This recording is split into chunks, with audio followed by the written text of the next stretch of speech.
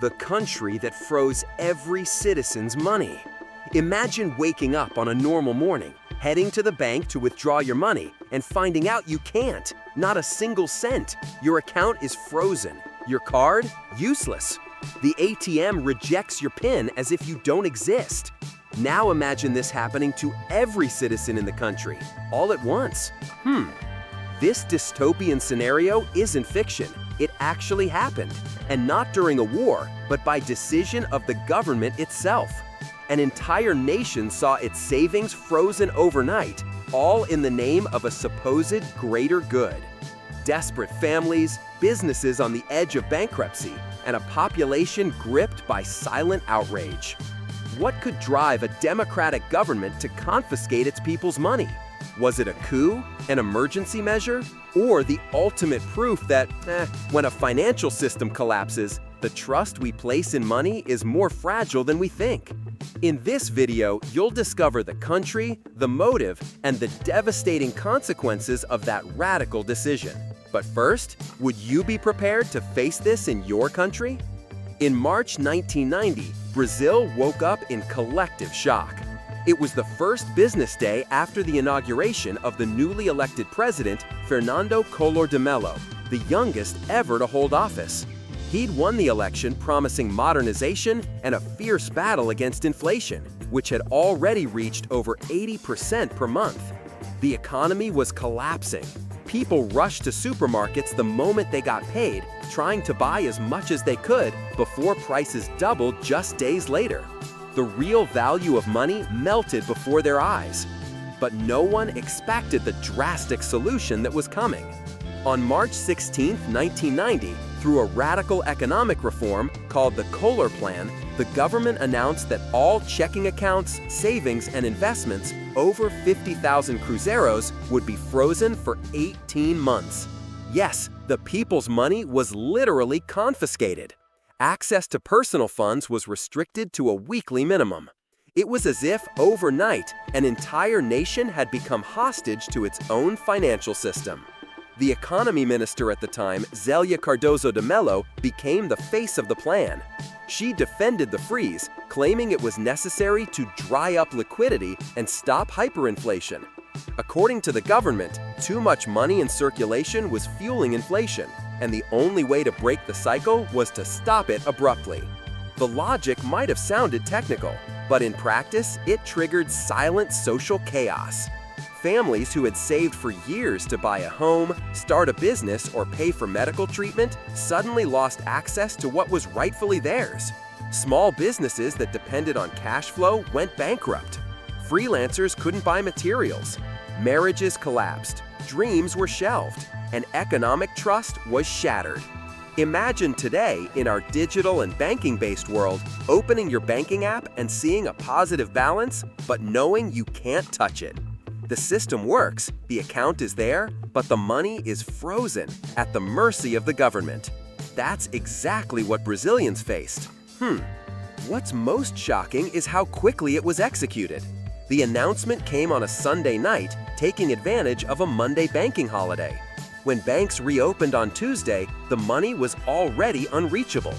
Every move had been calculated to avoid early protests. The plan had been crafted in total secrecy. The people, stunned, had no way out. Even those who voted for Collor felt betrayed. But the promise was that collective sacrifice would bring stability, that this was the price of a cure. The problem? The cure was far too expensive and ultimately didn't work. This extreme measure made Brazil one of the only democratic nations in modern history to suddenly freeze its own citizens' savings so broadly and forcefully. But what came next was even more surprising. In the days that followed, Brazil was enveloped in collective disbelief. The country was paralyzed. There were no social media platforms back then, but the long lines at banks, overloaded phone lines, and dazed expressions in bank branches were clear signs that something had gone terribly wrong.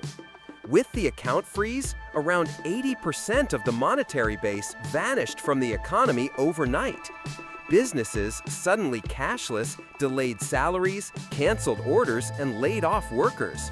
Trade ground to a halt, and families without access to their funds began selling cars, appliances, even jewelry just to survive. Behind the scenes, the banking sector also felt the blow. Even banks that had previously profited from inflation saw their operations suffocated. Trust in the financial system crumbled. Some Brazilians literally started hiding cash under their mattresses. The fear of another freeze became embedded in national financial culture. Many parents taught their children never to fully trust the government or the banks, even in stable times. The psychological toll was enormous. It wasn't just money that was taken, it was autonomy, choice, hope. Stories of broken lives emerged across the country. A couple about to pay for their daughter's surgery was denied by the hospital because the money was inaccessible. Small entrepreneurs went bankrupt in weeks. The middle class, once hopeful in the post-dictatorship era, sank into frustration. And to make matters worse, the plan didn't work as intended. Inflation dropped temporarily, but soon climbed again. The disrupted economy didn't react as the government had expected. Within a year, Brazilians' purchasing power was shrinking again. The so-called liquidity shock had deepened the recession and widened inequality. Public confidence eroded. Collor's image, once that of a fat cat hunter, quickly deteriorated. He went from hero to the man who stole a generation's dreams. And that mistrust wasn't limited to the economy. It spread through politics and society. People realized that under the banner of stability, any measure could be forced upon them, even the seizure of what was theirs. The money freeze became a collective trauma that still echoes today. Any mention of economic crisis or drastic monetary policy triggers the ghost of the Collor Plan. Many who lived through that time never trusted banks again. Buying real estate, dollars, or gold became survival strategies, not just investments. What was supposed to be a bitter cure with positive outcomes ended up being an authoritarian, poorly calculated measure with long-lasting effects. Brazil paid the price, and the people paid more. But the ending to this story holds a twist, because the very president who froze the country's savings would soon face his own collapse, and with it, a powerful lesson about what happens when governments overstep their bounds. The 1990 money freeze wasn't just a dark chapter in Brazil's economic history. It was a defining moment of mistrust, one that reshaped how Brazilians view money, banks, and the state itself.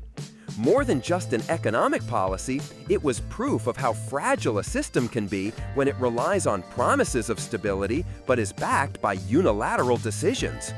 Over time, public frustration turned into mobilization. Corruption allegations against Collor gained strength, ultimately leading to his impeachment in 1992, less than 2 years after the radical freeze. The president who once promised modern reform left office under heavy public pressure. And with his fall came the rise of a new era of civic awareness in Brazil. But what did we truly learn from all of this? We learned that trust is the most valuable asset in any economy. When governments break that bond, the effects are profound and lasting. A population that loses faith in its institutions begins to operate defensively. Informal dollarization, capital flight, investment in physical assets, or the constant fear of new freezes became part of Brazil's collective psyche. We also learned that poorly planned public policies, no matter how well-intentioned, can cause irreversible harm if they lack transparency, dialogue, and respect for citizens' financial dignity. The 1990 crisis wasn't just caused by hyperinflation, but by economic authoritarianism disguised as a technical fix. Today, in a digital world where money is increasingly virtual and economies move in real time, the 1990 freeze remains relevant. Governments in crisis still flirt with radical solutions.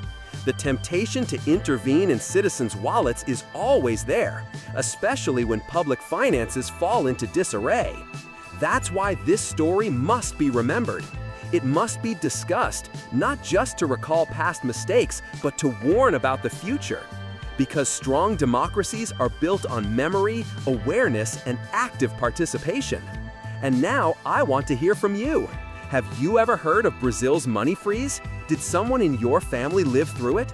Share your story in the comments. It could be valuable to others watching. If you found this story important, leave a like. Share this video with someone who's interested in economics, history, or politics, and subscribe to Enriching World for more episodes like this. The money may be ours, but the control over it, not always.